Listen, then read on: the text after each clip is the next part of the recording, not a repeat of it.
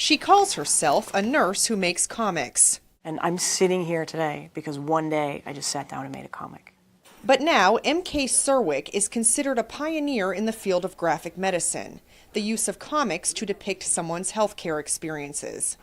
Serwick made that first comic while working in an HIV/AIDS care unit in Chicago in the 1990s. As a nurse, I found this sort of combination of very basic image and text in sequential fashion to be really helpful. So the first comic I ever made was absolutely out of necessity, and I started because I was just miserable and felt really grief-stricken and confused, and I had to go to work at 3 o'clock that day. This was like 10 o'clock in the morning, and I had to figure out some sort of intervention to help myself be present to my patients and kind of help clear my own mind.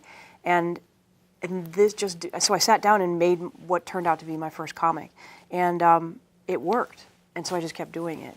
And, says Patty Brennan, the power of comics is useful not only for patients and caregivers, but for those who work with them. Sometimes we use graphic medicine for training clinicians or for debriefing practitioners in the workforce.